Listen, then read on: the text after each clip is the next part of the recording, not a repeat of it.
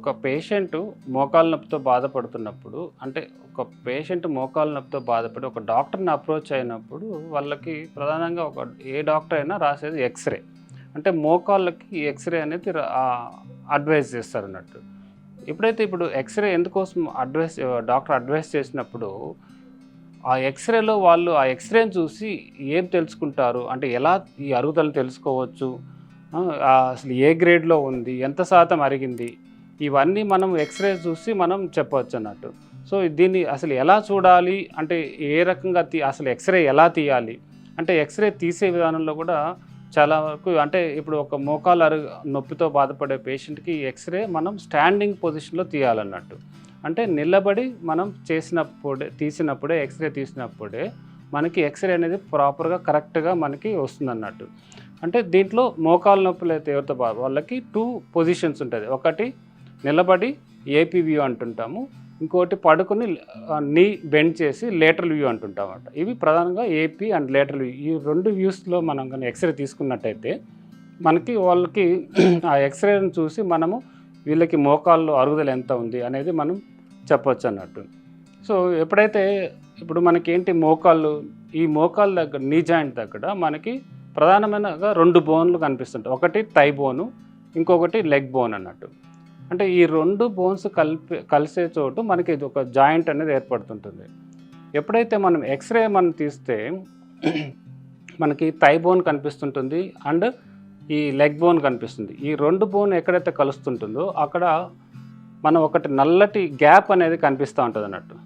ఎప్పుడైతే ఆ నల్లటి గ్యాప్ కనిపిస్తుంటుందో అంటే ఆ గ్యాప్ త్రూఅవుట్ ద జాయింట్ అంటే మనకి వెలుపల భాగం నుంచి లోపల వరకు ఆ నల్లటి గ్యాప్ ఏదైతే కనిపిస్తుందో సమానంగా కానీ కనిపించినట్టయితే వాళ్ళకి అరుగుదల అనేది లేనట్టు అని గుర్తుంచుకోవాలి.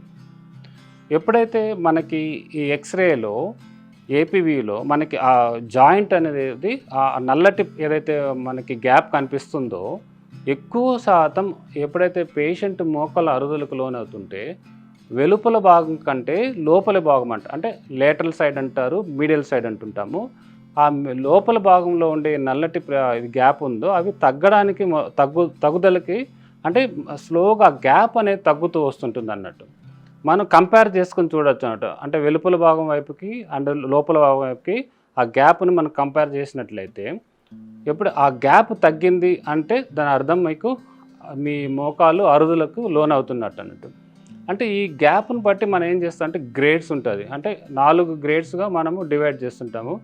గ్రేడ్ అంటే 0 గ్రేడ్స్లో ఏంటంటే అసలు మోకాలు అరుగుదల అనేది ఎటువంటి ఉండదు.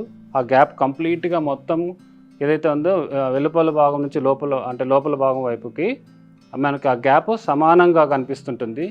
గ్రేడ్ 1కి వచ్చినప్పుడు అంటే మనం అంత సిగ్నిఫికెంట్గా మనకు ఆ గ్యాప్ తగ్గడం అనేది కనిపించదు, కానీ వెరీ మైన్యూట్గా చాలా జాగ్రత్తగా అబ్జర్వ్ చేసినట్టయితే మనకి ఆ వెరీ మైల్డ్గా తగ్గినట్టు కనిపిస్తుంటుంది అన్నట్టు. ఇంకా గ్రేడ్ 2కి వెళ్ళినప్పుడు మనకి ఈజీగా మనం ఐడెంటిఫై చేసుకోవచ్చు. వెలుపల భాగానికి లోపల భాగానికి చూసినట్టయితే ఆ బ్లాక్ కలర్ ఏదైతే గ్యాప్ కనిపిస్తుందో ఆ గ్యాప్ కాస్త తగ్గుతూ వస్తుంటుంది అన్నట్టు. ఇది మనం గ్రేడ్ 2లో చూస్తుంటాము. సో కొంతమందిలో ఏమవుతుందంటే ఈ గ్రేడ్ 2లో ఏదైతే బోన్స్ థై బోన్ కానీ లైక్ లెగ్ బోన్ కానీ చాలా అంటే ఆ రఫ్నెస్ అట్లా ఏం లేకుండా చాలా స్మూత్గా కనిపిస్తూ ఉంటుంది అన్నట్టు. కానీ ఒక గ్యాప్ మాత్రమే తగ్గుదల కనిపిస్తుంటుంది. అదే ఫర్దర్గా ఇంకా కొంచెం అరుగుదల ఎక్కువగా ఉన్నట్టయితే వీళ్ళకి గ్రేడ్ 3 అంటారు.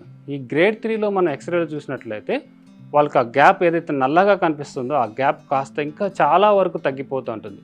మనం అప్పుడు కంపేర్ చేసుకుని చూస్తే వెలుపల వైపుకి లోపల వైపుకి అప్పుడు మనకి చాలా వరకు ఈజీగా మనం ఐడెంటిఫై చేయొచ్చు అన్నట్టు.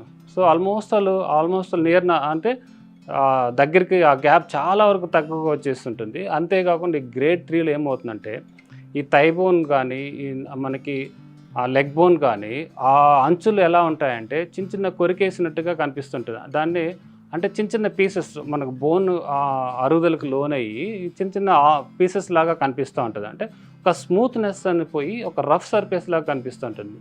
ఎప్పుడైతే రఫ్ సర్ఫేస్ కనిపించి చిన్న పీసులు కనిపిస్తుంది దాన్ని మనం ఆస్టియోఫైట్స్ అంటుంటాం. సో ఇది 3rd స్టేజ్లో మనం చూస్తుంటాము. ఇంకొంచెం నెక్స్ట్ స్టేజ్ 4th స్టేజ్. ఇది కంప్లీట్గా మనకి 4th స్టేజ్లో వచ్చేటప్పటికి ఎక్స్రే చూసినట్లయితే వాళ్ళకి అసలు గ్యాప్ అనేదే కనిపించదు అన్నట్టు. ఆల్మోస్ట్ వాళ్ళు ఆ thigh bone and leg bone 2 కలిసిపోయి ఉంటుంది అన్నట్టు. అది కలిసిపోవడమే కాకుండా ఒక్కొక్కసారి అంటే ఒక పూత పూసినట్టుగా తెల్లటి పొర కూడా ఏర్పడుతూ ఉంటుందన్నమాట. అంటే కంప్లీట్‌గా అరిగిపోయి గ్యాప్ లేకుండా ఒకదాని మీద ఒకటి కూర్చున్నట్టు ఉంటే అది అంటే ఒకదాని మీద కూర్చొని ఉండి అసలు ఒక్కొక్కసారి దాంట్లో ఏమవుతుందంటే ఈ బోన్లు కూడా ఎడ్జెస్‌లో మొత్తం రఫ్ సర్ఫేస్ అంటే స్మూత్ సర్ఫేస్ లేకుండా మొత్తం అట్లా కొరికేసినట్టు కనిపించి చిన్న చిన్న బోన్ చిప్స్ కనిపిస్తూ ఉంటాయి. ఆ స్టేజ్‌ని మనం స్టేజ్ 4 అంటుంటామట. ఇది మనం జనరల్‌గా ఇప్పుడు ఇట్లా ఎక్స్‌రేస్ చూసి మన పేషెంటే చాలా వరకు దీనికి ఒక డయాగ్నోసిస్‌కి రావచ్చు అన్నట్టు. సో ఒక పేషెంట్‌కి మోకాలు నొప్పి స్టార్ట్ అయినప్పుడు డైరెక్ట్‌గా అదే పేషెంట్ డయాగ్నోస్ సెంటర్‌కి వెళ్ళి నాకు మోకాలు నొప్పి స్టార్ట్ అయింది, నాకు ఒక ఎక్స్‌రే తీయండి అని అడిగినట్లయితే వాళ్ళకి 2 పొజిషన్స్ అడగాలి. ఒకటి ఏపీ వ్యూ అంటాము, రెండోది లేటరల్ వ్యూ అని. ఈ 2 పొజిషన్స్ కావాలని అడిగి నిలబడి తీయాలని మాత్రమే ఇన్సిస్ట్ చేయాలన్నమాట. ఎప్పుడైతే నిలబడి తీస్తేనే వాళ్ళకి ప్రాపర్‌గా కరెక్ట్‌గా మనం ఐడెంటిఫై చేయొచ్చు. సో మీకు ఈ విధంగా ఇంతకుముందు చెప్పినట్టు ఈ జాయింట్లో మాకు ఆ గ్యాప్ థై బోన్‌కి, లెగ్ బోన్‌కి మధ్య మన నల్లటి గ్యాప్ ఒక నల్లటి పొరలాగా కనిపిస్తుంటుంది. అదే గ్యాప్ అన్నట్టు. ఈ గ్యాప్ తగ్గుతూ ఉంటేనే మోకాలు అరుగుదలకు లోనవుతున్నట్టు. సో మనకి ఎంతెంత గ్యాప్ తగ్గుతుందో దాన్ని బట్టి మనం ఈ గ్రేడ్స్ అనేది విభజిస్తుంటాము. గ్రేడ్ 4లో చూసినట్టయితే కంప్లీట్‌గా గ్యాప్ తగ్గిపోయి బోన్ మీద బోన్ కూర్చున్నట్టు ఉంటుంది. ఆ స్టేజ్‌లో మనము ఆపరేషన్‌కి వెళ్ళాల్సిన పరిస్థితి ఉంటుందన్నట్టు.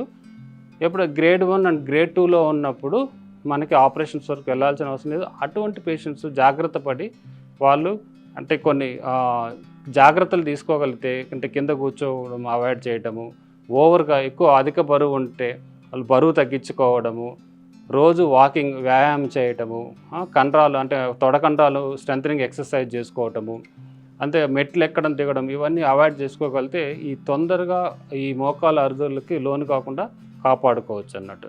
ఇది మనం ఎక్స్‌రే ద్వారా మనం పేషెంట్ ఇట్‌సెల్ఫ్ ఒక డయాగ్నోస్ సెంటర్‌కి వెళ్ళి సింపుల్గా ఈ ఎక్స్‌రే తీసుకొని పేషెంటే మనం డయాగ్నోస్ చేసుకోవచ్చు అన్నట్టు. ఇవాళ ఎక్స్‌రే ద్వారా మనం ఎలా డయాగ్నోస్ చేయాలి మోకాలు అరుగుదలకి మీకు వివరంగా వివరించబడింది అన్నట్టు.